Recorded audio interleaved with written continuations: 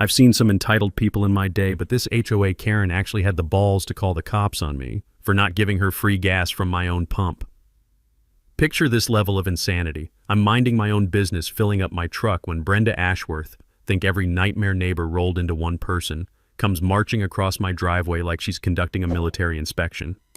This woman looks me straight in the eye and says, "Fill up my Range Rover, Marcus. As HOA president, I shouldn't have to pay for gas when residents have fuel available." When I said absolutely not, she whips out her phone and calls 911 like I just committed murder. "I need police assistance. This man is being hostile and threatening me." The smell of diesel mixed with pure desperation was thick in the air. Here's what made her 911 call the dumbest mistake of her entire life. She had absolutely no idea who she was really talking to. Where are you watching from? You're gonna love this. Let me introduce myself properly. The name's Marcus Kellerman, and I'm what you might call a guy who's seen some things. 52 years old, been through more career changes than most people have had jobs. Started in the military, logistics division, where I learned that preparation isn't just smart, it's survival. The metallic taste of MREs and diesel fumes became my daily routine for 20 years, moving supplies across 3 continents. That was before life threw me a curveball the size of a freight train. My wife Sarah battled cancer for 2 years. 2 long, expensive, soul-crushing years of treatments and hospital bills. When she passed last spring, I couldn't stay in our old house anymore. The creak of every floorboard held memories I wasn't ready to face.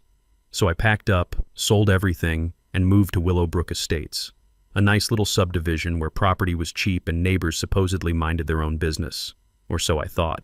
Willowbrook's got about 200 homes, mostly decent folks who work honest jobs and want that suburban dream. Tree-lined streets, kids playing in yards, the whole Norman Rockwell fantasy. The HOA used to be run by a retired teacher named Mrs. Henderson who kept things sensible. Mow your lawn, don't paint your house purple, pay your dues. Simple stuff that actually made sense. Then came Hurricane Brenda. Brenda Ashworth moved here from some ritzy gated community where the average house costs more than a NASA rocket. Real estate agent, drives a Range Rover that gleams like a diamond and has that particular brand of entitlement that comes from never hearing no in her entire privileged existence. Within 8 months, she'd somehow conned her way into the HOA presidency on a platform of elevating standards and removing undesirable elements. Translation: ethnic cleansing for suburbia. I started noticing her pattern real quick. Violation notices to the Rodriguez family for excessive vehicle parking. They had 2 cars.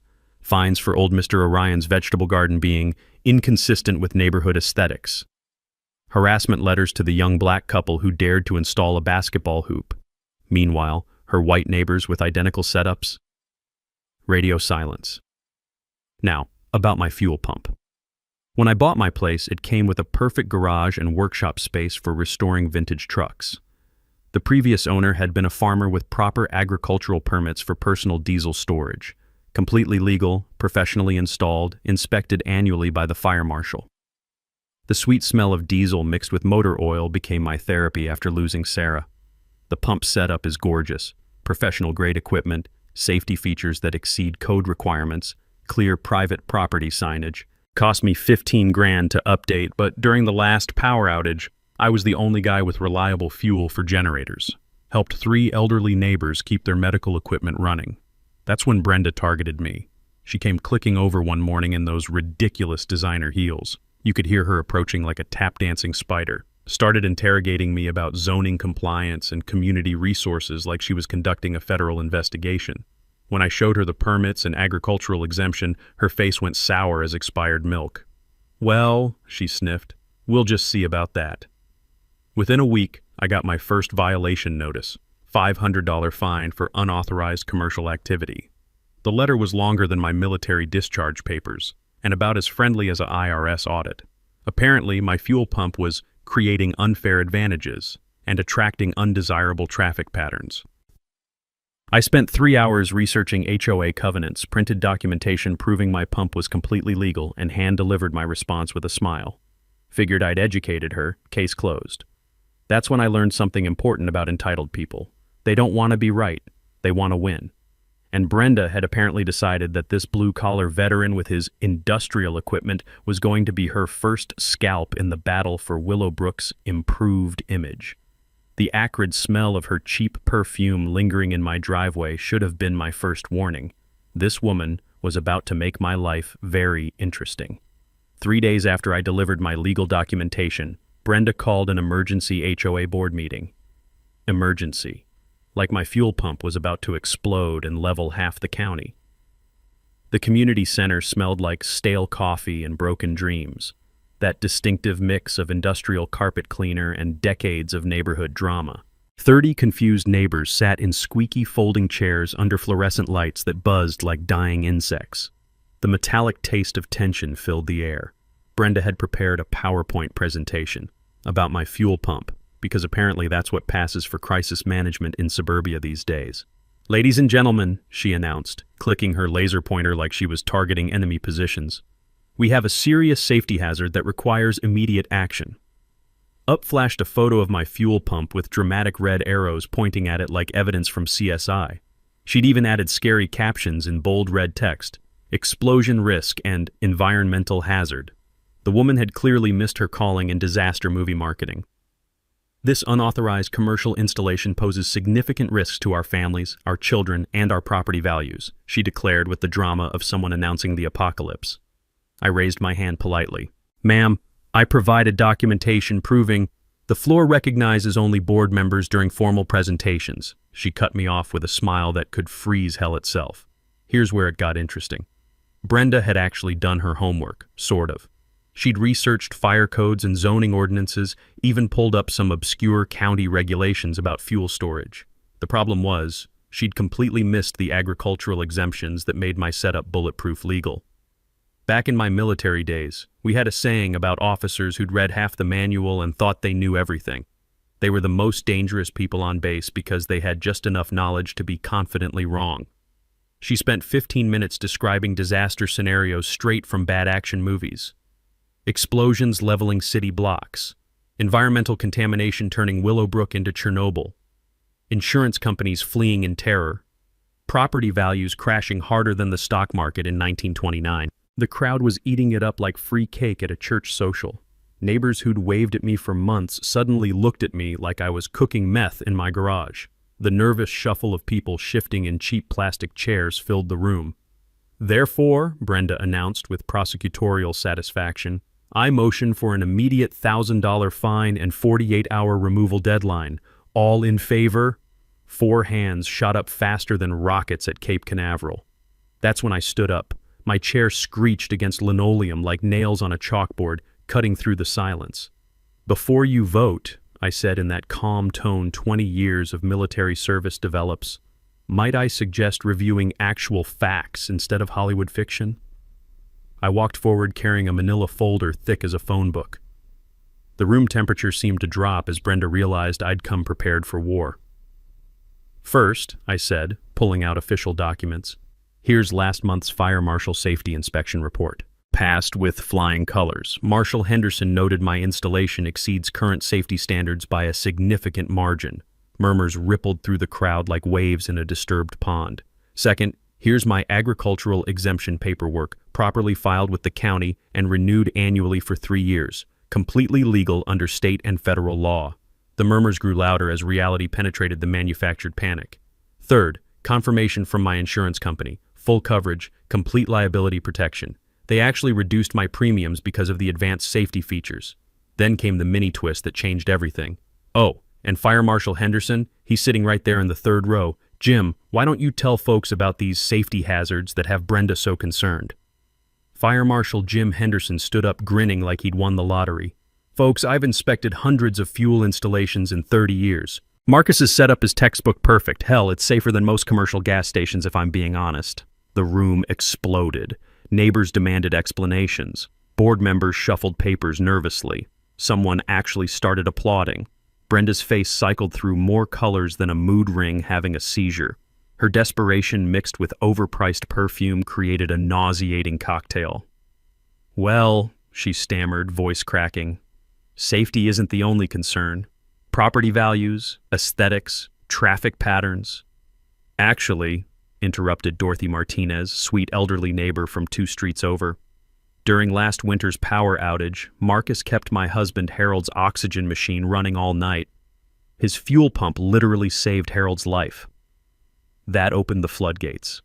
The single mom who got emergency fuel during the ice storm. The veteran with backup power for medical equipment. The family whose generator prevented basement flooding. Story after story of my dangerous installation actually helping the community. Brenda called for immediate recess. The vote was postponed pending further investigation. As neighbors filed out, several apologized for believing the scare tactics. But I noticed Brenda hunched over her phone, typing with the fury of someone whose plan A just exploded in her face.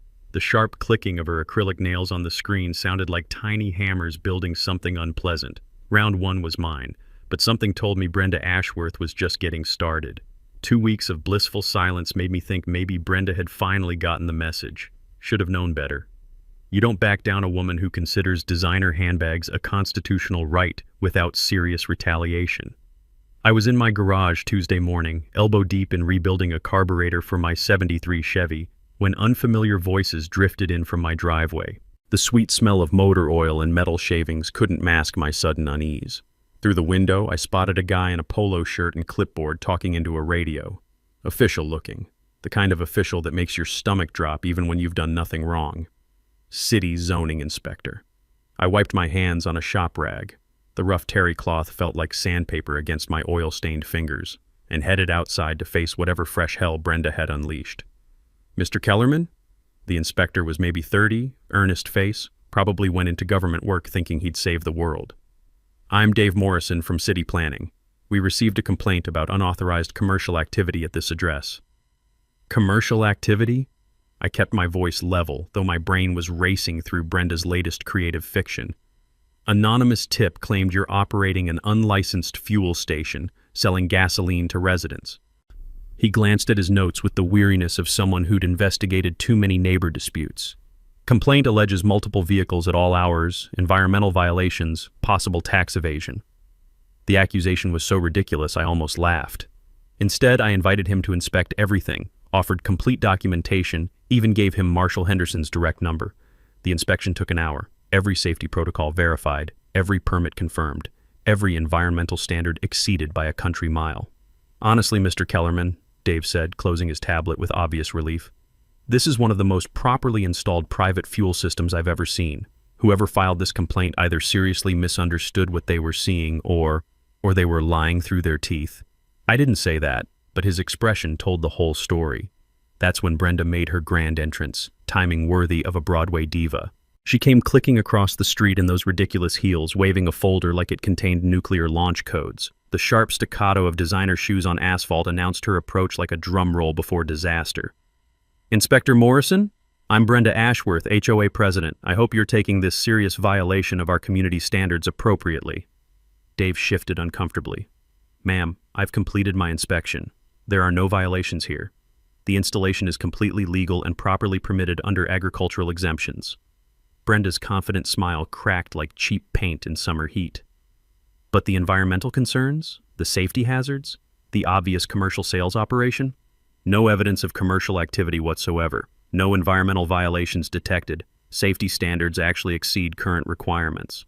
Dave's voice carried that patient tone civil servants develop for dealing with difficult citizens. In fact, filing false reports with city offices wastes municipal resources and carries penalties under Code 847.3. Fines up to $5,000 for repeat offenders. I mentally filed that legal nugget away. Apparently making bogus complaints wasn't just annoying, it was expensive when you got caught. Brenda's face cycled through more colors than a sunset over a chemical plant. There must be some mistake. I have extensive documentation of multiple violations. Ma'am, Dave interrupted with diplomatic firmness. I'd be happy to review any legitimate evidence, but what I've observed today doesn't remotely match the filed complaint. After he left, Brenda stood in my driveway for a full minute, apparently processing that her master plan had exploded in her face. The acrid smell of her frustration mixed with overpriced department store perfume created an almost visible cloud of defeat. This isn't over, Marcus, she finally hissed, voice tight as piano wire. There are other ways to handle problem residents who refuse to cooperate. That evening, while researching municipal complaint procedures, always smart to understand the rules when someone's weaponizing them against you, my phone buzzed with a text from Jake, a contractor 3 houses down. Dude, check Nextdoor app. Someone's going nuclear on you. I rarely used social media, but Jake sent screenshots that made my blood pressure spike. Brenda had created an account called Concerned Willowbrook Resident and was conducting a full-scale character assassination. Posts about dangerous fuel storage, declining property values, and residents who ignore community safety. Most neighbors were defending me, sharing stories about emergency fuel during power outages. But several were buying Brenda's narrative, expressing worry about safety and home values. Then I noticed something that changed everything.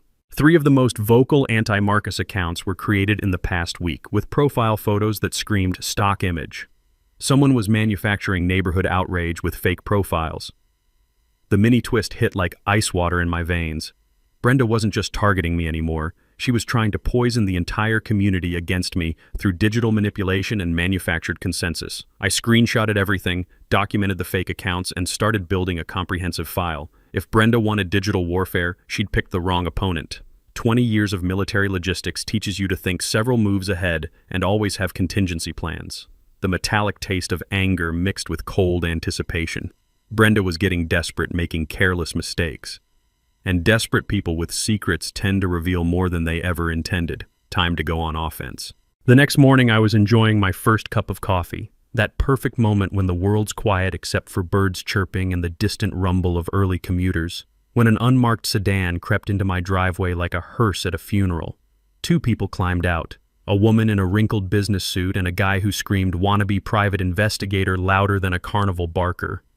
They didn't knock, didn't introduce themselves. Just started prowling around my property with cameras and measuring tools like they were conducting a crime scene investigation. I stepped onto my porch, coffee mug warming my hands against the morning chill. "Morning, folks. Something I can help you with?"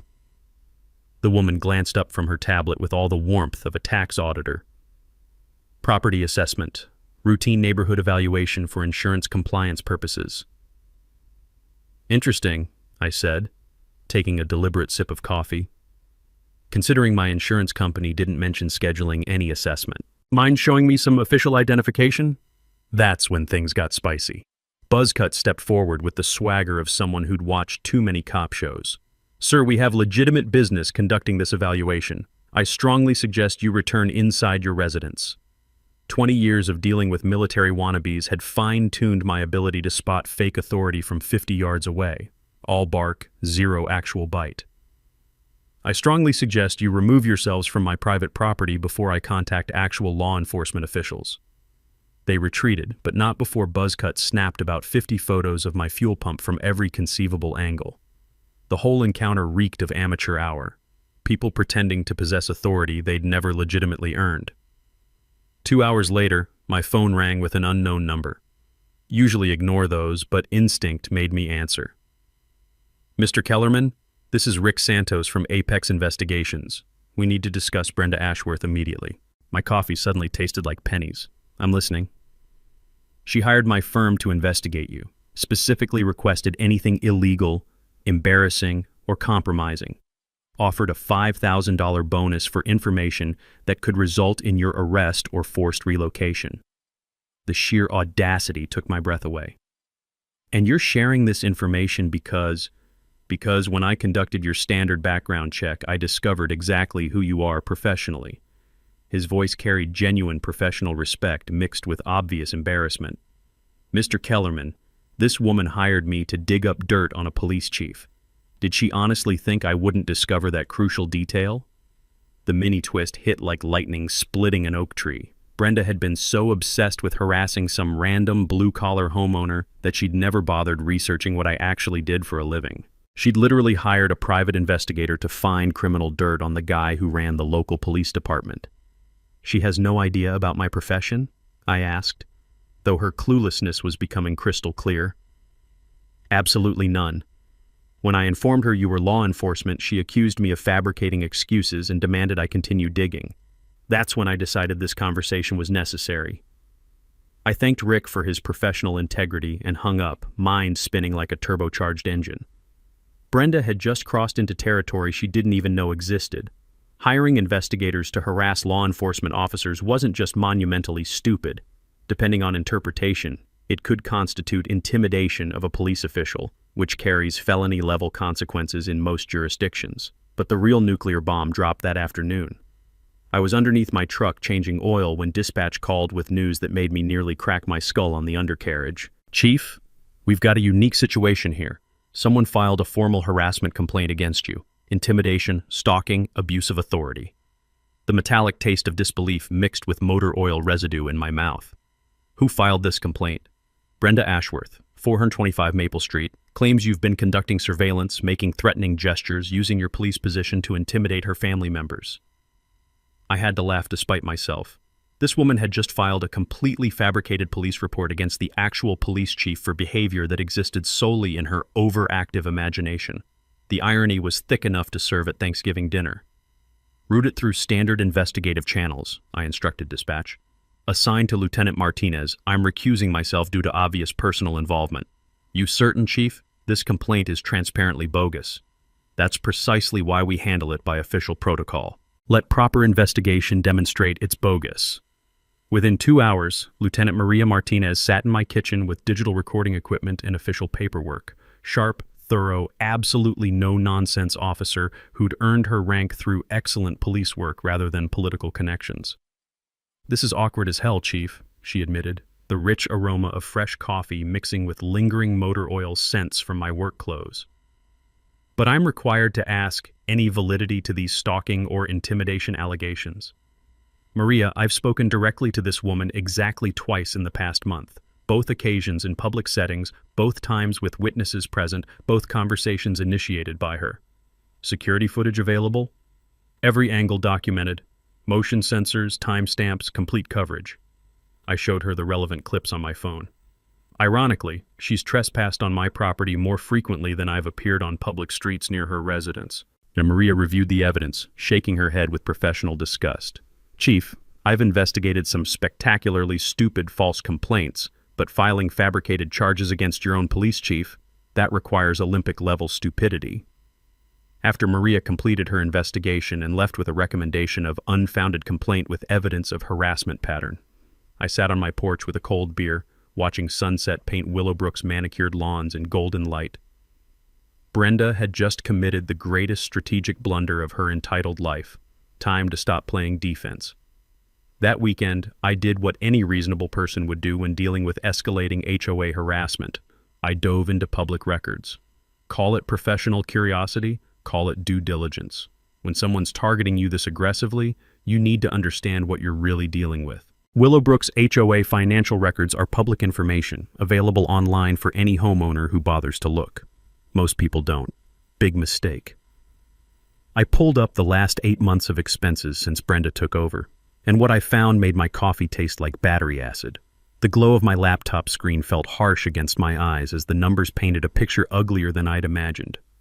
Legal consultation fees, $15,000 paid to Ashworth and Associates Legal Services.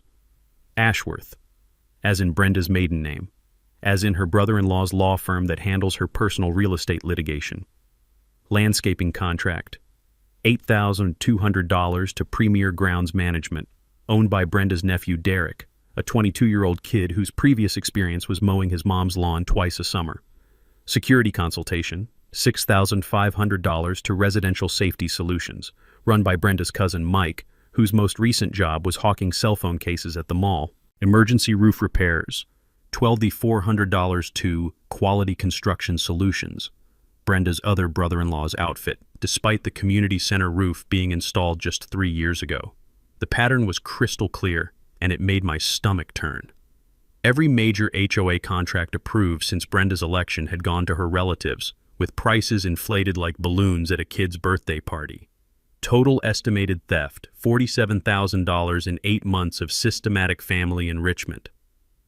But here's what transformed this from sleazy to criminal. None of these family connections were disclosed to the board. Every vote was presented as competitive bidding with qualified contractors. Every approval came with Brenda's passionate speeches about fiscal responsibility and protecting homeowner investments. The bitter taste of anger filled my mouth as I realized what this really meant. During my military career, I'd seen this exact scam in government procurement, officials steering contracts to family while hiding relationships. It earned people federal prison sentences under laws designed to protect public money.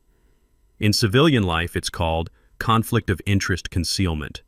And when you're handling other people's money in a fiduciary capacity, it becomes felony embezzlement. My hands trembled as I printed the evidence, thinking about who was really getting robbed here. Elderly Mrs. Orion, living on Social Security, dutifully paying HOA fees while Brenda's family got rich. Young military families stretching budgets to afford Willowbrook, unknowingly funding criminal conspiracy. Single mothers working 2 jobs, trusting their HOA president to spend their money responsibly. This wasn't about my fuel pump anymore. Brenda had been systematically stealing from the most vulnerable people in our community while harassing anyone who might threaten her operation. The legal framework was bulletproof. HOA board members have fiduciary duty identical to corporate executives managing shareholder money. Concealing conflicts while approving inflated family contracts constitutes embezzlement, fraud, and breach of fiduciary duty. In our state, that's a Class C felony, with potential federal wire fraud charges if payments crossed state lines electronically. I couldn't investigate this myself due to personal involvement, but I could damn sure deliver it to people who could. The district attorney's office runs a white-collar crime unit that eats this kind of systematic fraud for breakfast. The beautiful irony was almost overwhelming. While Brenda had been filing false police reports and hiring investigators to harass me, I'd discovered she was running a family embezzlement scheme that could land her in federal prison for up to 20 years. Every threatening letter, every bogus violation, every attempt to force me out suddenly made perfect sense. Brenda wasn't just power hungry, she was protecting a criminal enterprise. My fuel pump had never been the real issue. I was just the inconvenient neighbor who might look too closely at where the money was going. The sweet scent of justice filled my nostrils as I organized evidence into a prosecutable case file. Tomorrow morning, I'd be making a very educational phone call to the DA's office. Brenda Ashworth was about to learn what happens when you pick fights with people who understand white-collar crime investigations. Monday morning, I called District Attorney Sarah Orion's office, not as Police Chief Kellerman, as Marcus Kellerman, concerned citizen reporting potential financial crimes. The beauty of the American justice system is that evidence speaks louder than titles. And brother, did I have evidence. White-collar crime unit, Detective Reynolds speaking. I'd like to report suspected embezzlement involving an HOA board. Multiple family members receiving inflated contracts, undisclosed conflicts of interest, estimated theft approaching $50,000 over 8 months. Can you come in this afternoon? Bring whatever documentation you have. The DA's office smelled like industrial-strength coffee and righteous determination, that particular mixture of caffeine and justice that keeps prosecutors functioning on 4 hours of sleep. Detective Jim Reynolds was exactly what you'd want investigating financial crimes. Razor-sharp eyes, CPA background, and the patience to follow money trails through corporate labyrinths that would make a minotaur dizzy. I spread my evidence across his conference table like a general planning D-Day. Bank records, contract approvals, family business registrations, board meeting minutes where Brenda had cheerfully voted on her own relatives' proposals without mentioning tiny details like blood relationships. Holy shit, Reynolds muttered, scanning the documents with growing amazement. She's not even attempting to hide it. Look, 3 contracts approved in 1 meeting, all to family businesses, all at luxury pricing. Gets better, I said, pulling out my research on comparable services. That landscaping contract? I got quotes from actual professionals. Should have cost $4,000 maximum. Her nephew charged $8 and delivered work that looks like he used a weed whacker blindfolded. Reynolds leaned back, his leather chair creaking like an old ship. Mr. Kellerman, this is textbook embezzlement, fiduciary duty violations, conspiracy, potential federal wire fraud charges if electronic transfers crossed state lines. Here's something I'd learned during 20 years of military logistics.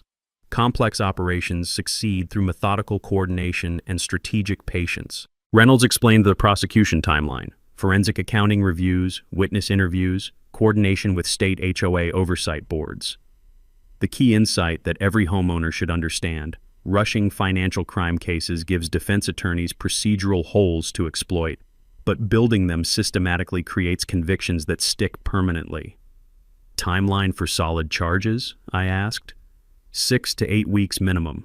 We need cooperation from affected homeowners, documented proof that family relationships weren't disclosed, clear evidence of intent to defraud. He studied my background information carefully. You're not involved in HOA leadership yourself? I grinned. Just a homeowner with a fuel pump that apparently threatens Western civilization. Perfect. Clean witness, no conflicts of interest. You'd testify? Absolutely. But building a criminal case was only half the strategy. That evening, I convened a war council at Mel's Diner, neutral territory where even Brenda's surveillance network couldn't reach. The rich aroma of bacon grease and brewing rebellion filled the air as 6 neighbors gathered around a corner booth. Marcus called this meeting, Dorothy Martinez announced, stirring sugar into coffee strong enough to resurrect the dead. Claims he has crucial information about our HOA finances. I prepared a civilian-friendly presentation. No legal jargon, just clear facts that ordinary folks could understand and get righteously angry about. Contract amounts, hidden family connections, the systematic pattern of steering community business to relatives while concealing relationships from voting board members. So you're telling us, interrupted Bob Orion, a retired electrician whose wife had been harassed over garden gnomes, this witch has been stealing our money to fund her family's business empire? That's exactly what I'm saying. 47,000 documented so far, probably more we haven't discovered yet. The table erupted like a volcano.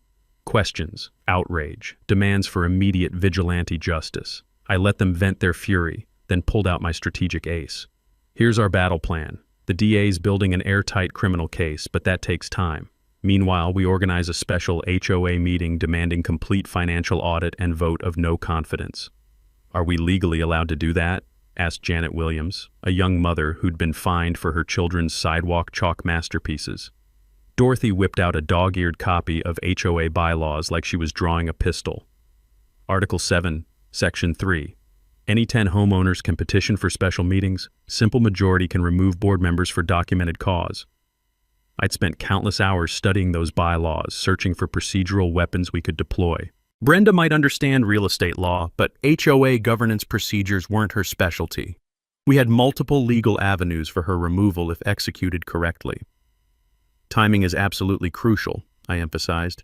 Special meeting gets scheduled immediately after criminal charges are filed. Maximum impact, guaranteed media coverage, overwhelming community pressure.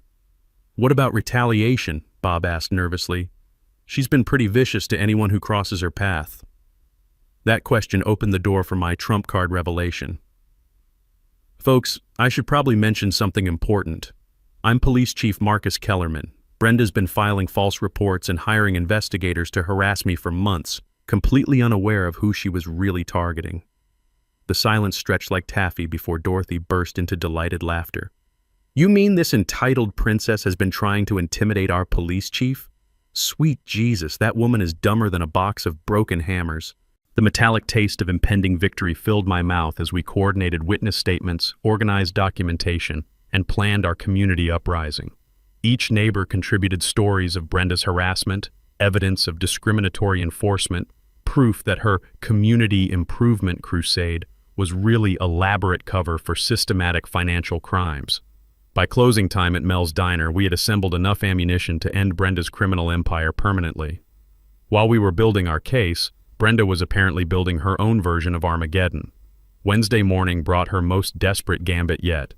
An emergency HOA board meeting with exactly 24 hours notice, designed to ram through her final solution before anyone could organize opposition. The agenda was a masterpiece of bureaucratic terrorism. Emergency safety resolution, immediate removal of hazardous fuel storage, and imposition of community safety deposit. Translation: pay us $10,000 or we'll have your fuel pump destroyed by force. I arrived at the community center to find chaos. Brenda had stacked the deck with every ally, favor seeker, and scared neighbor she could intimidate into attendance. The smell of fear and cheap perfume hung in the air like fog over a swamp. Ladies and gentlemen, Brenda announced with the authority of someone who'd clearly lost her mind, we're facing an imminent safety crisis that requires immediate action. She'd brought props this time, a briefcase full of what she claimed were federal safety reports, proving my fuel pump violated 17 different regulations. Expert testimony from her brother-in-law's environmental consultant. Even a PowerPoint presentation with dramatic photos of industrial accidents that had nothing to do with properly installed residential fuel storage. According to these federal findings, she declared, waving around documents that looked official enough to fool people who'd never seen actual federal paperwork, Mr. Kellerman's installation poses immediate risk of explosion, environmental contamination, and potential terrorism concerns. Terrorism concerns. The woman had actually played the terrorism card over a legal fuel pump in suburban Ohio. The audacity was breathtaking even by Brenda's standards. Therefore, I motion that we impose an immediate $10,000 safety compliance deposit, with full fuel system removal required within 48 hours. Failure to comply will result in legal action and forced removal at owner's expense. Bob Orion raised his hand tentatively. Brenda, didn't the fire marshal already approve this installation? Fire marshals aren't qualified to assess federal terrorism protocols, she snapped back with the confidence of someone making things up as she went along. This requires specialized expertise that local officials simply don't possess. That's when I realized the mini twist that changed everything. Brenda wasn't just trying to force me out anymore. She was trying to create a legal precedent for emergency assessments without board approval. $10,000 from me today, then safety deposits from anyone else who crossed her. She was essentially creating a slush fund for unlimited extortion. I stood up slowly, letting the squeaky chair announce my presence. Before this vote proceeds, I'd like to request copies of these federal reports for independent verification. Brenda's smile faltered like cheap paint peeling. The documents contain sensitive security information that can't be shared with unauthorized persons. Unauthorized persons? I'm a homeowner. This is my money you're voting to confiscate. The board has reviewed the materials thoroughly. That's sufficient for procedural requirements.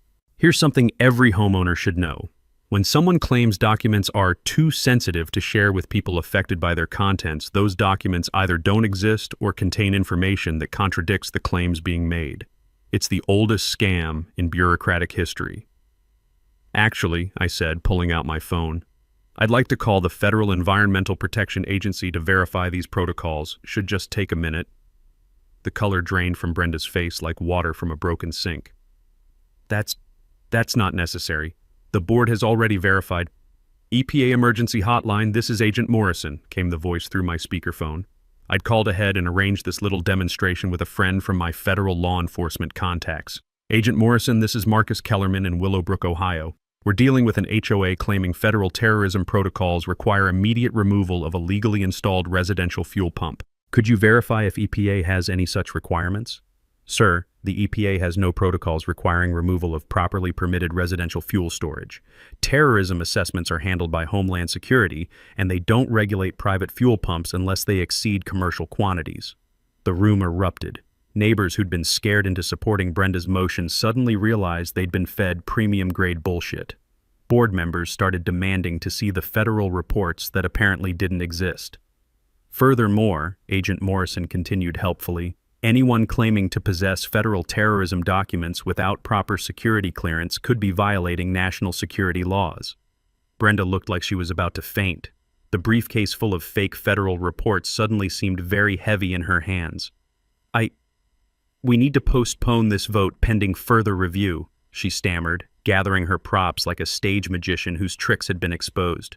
Actually, called out Dorothy Martinez from the back, I motion that we postpone all votes pending a complete financial audit of HOA expenditures, specifically the landscaping contracts, legal fees, and consulting payments approved since January. The motion carried unanimously. Even Brenda's allies weren't stupid enough to oppose financial transparency when the alternative was being associated with fake federal documents. As the meeting dissolved into chaos, I noticed Brenda huddled with her phone again, typing frantically. The metallic clicking of her nails sounded like a telegraph operator sending desperate messages to the Titanic. She'd just committed her biggest mistake yet, attempting to defraud the entire HOA using fabricated federal documents. That wasn't just embezzlement anymore. It was mail fraud, wire fraud, and potentially federal terrorism statute violations. The taste of complete victory was getting stronger by the hour. Thursday morning brought the sweet smell of desperation wafting across the street. I was enjoying coffee on my porch when I noticed unusual activity at Brenda's house. Boxes being loaded into her Range Rover, important-looking papers being shredded in industrial quantities, and what appeared to be a family meeting that looked more like a crisis intervention. My phone buzzed with a text from Detective Reynolds. Charges filing Monday. Keep your head down until then. Fat chance. Brenda wasn't going quietly into that good night. By noon, she'd launched her nuclear option. A full-scale character assassination campaign that would have impressed Joseph Stalin. Flyers appeared on every doorstep claiming I was under federal investigation for terrorist activities. Social media posts alleged I was stockpiling dangerous chemicals for unknown purposes. Anonymous tips flooded City Hall claiming everything from illegal weapons storage to operating a meth lab. The woman had completely lost her mind, but she was losing it strategically. Every false accusation was designed to make me look dangerous, while positioning her as the brave whistleblower protecting community safety. It might have worked against someone without law enforcement experience. Unfortunately for Brenda, I understood exactly how evidence chains work. I spent the afternoon documenting every lie, screenshotting every fake social media post, recording every phone threat that came through my office. The beautiful thing about desperate people is they create evidence faster than crime labs can process it. But her masterstroke came Thursday evening. A surprise visit from Child Protective Services, claiming anonymous reports that I was exposing neighborhood children to hazardous materials. The caseworker was professional, apologetic, and clearly embarrassed by the obvious false report, but she had to follow protocol. Mr. Kellerman, I'm required to inspect any property where chemical storage might endanger children. You understand this is just procedure? Absolutely. Would you like to see my permits, safety inspections, and insurance documentation first, or should we start with the physical inspection? 20 minutes later, she closed her tablet with obvious relief. Sir, this is one of the most professionally maintained fuel storage systems I've encountered. Whoever filed this report either seriously misunderstood what they were reporting or they were lying to waste taxpayer resources and harass a citizen. I can't speculate about motives, but filing false CPS reports carries serious penalties under state law. Another legal nugget for my growing collection. False reports to Child Protective Services aren't just harassment. They're felony charges in most states, especially when filed maliciously to intimidate someone. Brenda was racking up criminal charges faster than a Vegas slot machine. But the real mini twist came Friday morning when Detective Reynolds called with news that made my coffee taste like liquid gold. Marcus, we've been monitoring financial activity as part of the investigation. Brenda made some interesting moves yesterday. Large cash withdrawals, attempted wire transfers to offshore accounts, liquidation of multiple business accounts. Sounds like someone's planning a vacation. Gets better. She tried to empty the HOA reserve fund, all $63,000. Bank flagged it as suspicious activity and froze the accounts pending investigation. I almost choked on my coffee. She tried to steal the entire reserve fund? Every penny. Claimed it was for emergency legal expenses related to community safety threats. Bank manager called it the most obvious theft attempt he'd seen in 20 years. The irony was delicious. While Brenda had been trying to destroy my reputation with false reports, she'd been caught red-handed attempting to steal every dollar the community had saved for actual emergencies. Pool repairs, road maintenance, storm damage cleanup, all the money homeowners had contributed for legitimate community needs, and she'd tried to grab it all on her way out of town. There's more, Reynolds continued. We traced some of those social media accounts spreading rumors about you. 3 of them were created from Brenda's home IP address using fake names. Digital evidence of harassment, defamation, and cyberstalking. How long before arrests? Monday morning. Federal charges for wire fraud, state charges for embezzlement, harassment, filing false reports, and attempted theft. She's looking at 10 to 15 years if convicted on everything. I spent Friday afternoon watching Brenda's frantic activity from my porch. More boxes, more shredding, more desperate phone calls. Her husband looked like a man who'd just discovered his wife was the Zodiac killer. Her kids seemed confused about why mommy was crying and daddy was drinking whiskey at lunch. The sweet scent of honeysuckle mixed with the acrid smell of burning documents from their backyard. Whatever she was destroying, it was creating enough smoke to alert the fire department. The responding crew was led by Marshal Henderson, who gave me a knowing wink as they investigated the controlled burn that violated 3 city ordinances. Saturday brought silence. No activity at Brenda's house, no new social media attacks, no mysterious visitors or false reports. The calm before the storm that would destroy her world completely. Sunday evening, I sat on my porch with a beer, watching kids play in the street while parents chatted over fence lines. Normal neighborhood life resuming as the cancer of corruption prepared to be surgically removed. The taste of justice was getting sweeter by the hour. Monday couldn't come fast enough. Monday morning arrived with all the drama of a Hollywood blockbuster. I was sipping coffee and watching the sunrise paint Willowbrook streets in golden light when unmarked federal vehicles began rolling into the subdivision like a presidential motorcade. The timing was perfect. Brenda had called another emergency board meeting for 9 a.m., planning to ram through a final vote expelling me from the HOA entirely. What she didn't know was that Detective Reynolds had coordinated the arrests to happen during the meeting, ensuring maximum witnesses and media coverage. I walked into the community center at 8:45 to find absolute chaos. Brenda had packed the room with every supporter she could muster, plus a few faces I didn't recognize. Probably more fake social media accounts turned into flesh and blood props. The air was thick with tension and Brenda's desperation perfume. "Ladies and gentlemen," she announced with the manic energy of someone who knew the walls were closing in, "today we finally resolved the safety crisis that's been threatening our community for months." She'd prepared her most elaborate presentation yet. Photos of my fuel pump with dramatic red circles and arrows. Fake testimonials from concerned parents about children developing mysterious illnesses. Even a petition demanding my immediate removal that looked suspiciously padded with signatures from people who didn't live in Willowbrook. "This individual," she declared, pointing at me with the drama of a prosecutor demanding the death penalty, "has repeatedly refused to comply with reasonable safety requirements, filed frivolous complaints to waste city resources, and created a hostile environment for law-abiding families." I sat quietly in the back, checking my watch. 9:15, any minute now. "Therefore, I motion that we expel Marcus Kellerman from Willowbrook Estates HOA for violation of community safety standards, with immediate forfeiture of all rights and privileges." That's when the cavalry arrived. The back doors opened and Detective Reynolds walked in, followed by 2 federal agents and a state prosecutor. The room went silent except for the sound of Brenda's confidence crashing like the Hindenburg. "Mrs. Brenda Ashworth?" Detective Reynolds' voice cut through the silence like a sword through silk. Brenda's face went from flushed triumph to pale terror in about 3 seconds. "Yes?" "You're under arrest for embezzlement, wire fraud, filing false police reports, and conspiracy to defraud. You have the right to remain silent." The room exploded. Gasps, shouts, the scraping of chairs as people jumped up for better views. Someone was recording on their phone. I spotted a local TV news crew that had somehow gotten word of the arrest. But the real magic happened when Detective Reynolds turned to address the stunned crowd. "Ladies and gentlemen, for those who don't know, I'm Detective Jim Reynolds with the District Attorney's Office. Mrs. Ashworth has been charged with systematically embezzling HOA funds by steering contracts to family members while concealing conflicts of interest. Total theft exceeds $50,000 over 8 months. More gasps. Dorothy Martinez was shaking her head in disgust. Bob Orion looked like someone had told him his lottery ticket was fake. Additionally, Reynolds continued, she's been charged with filing multiple false police reports, hiring investigators to harass residents, and attempting to steal the entire HOA reserve fund last week.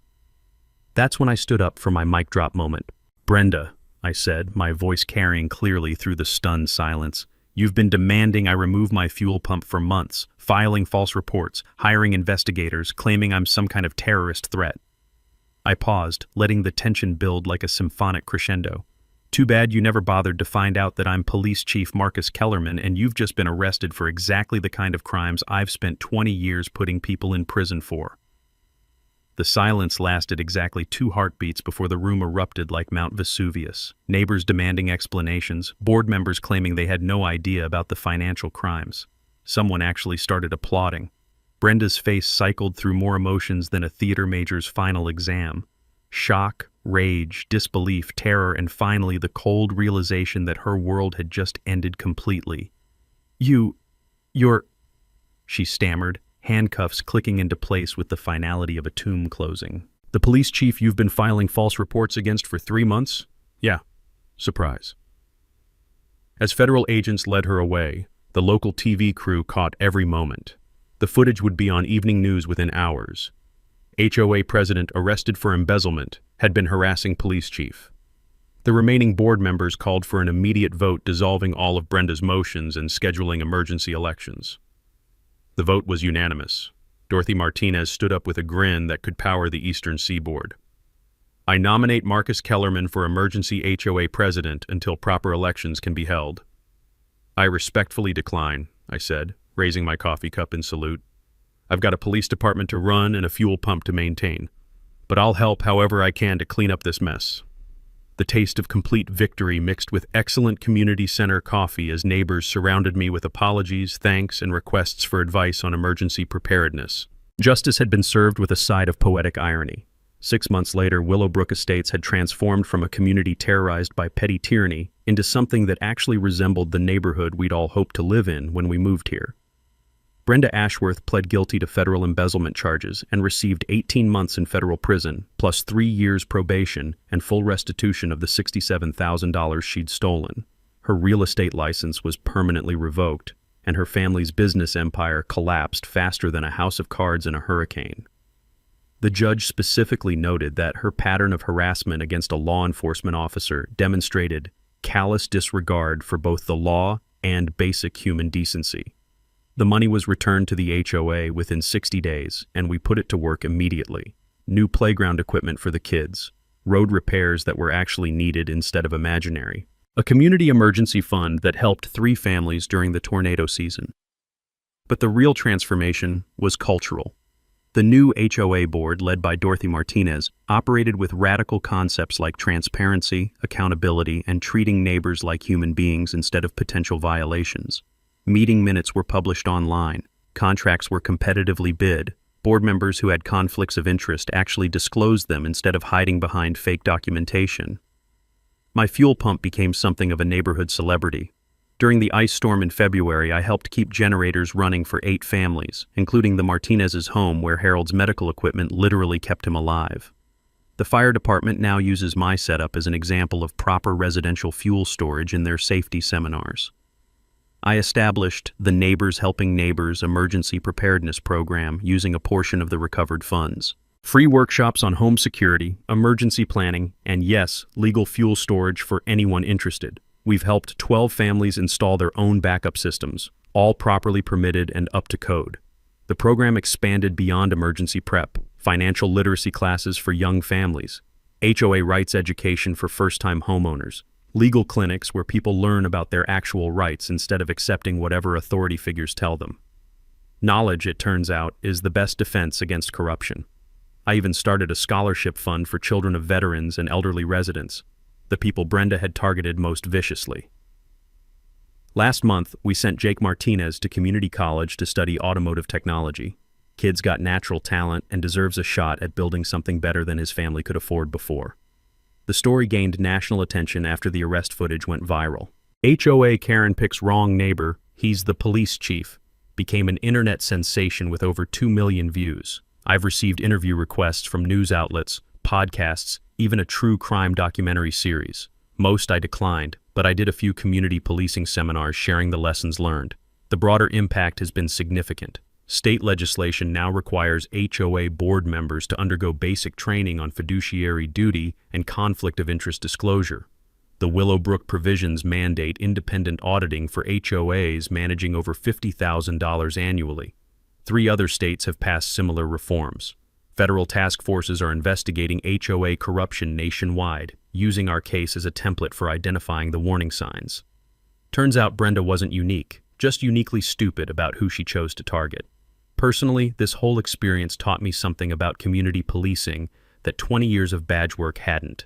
Sometimes the most important law enforcement happens when you're not wearing a uniform, just standing up for what's right as a citizen and neighbor. I remarried last spring. Dorothy's granddaughter Sarah moved back to town after her divorce, and we discovered that fighting corruption together creates bonds stronger than traditional dating ever could. She's a paralegal who helps run our legal clinics and keeps me honest about proper procedural protocols. The kids love my workshop, and I'm teaching them emergency preparedness skills their urban father never knew existed. We're planning to expand the house, including a larger emergency preparedness center that can serve as a community resource during disasters. Properly permitted, of course, with full disclosure to all relevant authorities. Life in Willowbrook has become what suburban communities should be. Neighbors helping neighbors, transparent governance, and shared responsibility for collective well-being. The American dream, minus the nightmare of petty corruption. And my fuel pump, still running perfectly, still legal, still helping people when they need it most. If you've got HOA horror stories, drop them in the comments below. I want to hear how communities are fighting back against corruption and abuse. And hey, smash that subscribe button for more justice porn stories like this one, because unfortunately, there are way too many Brendas out there who need to learn that actions have consequences. Sometimes karma needs a badge to get the job done right.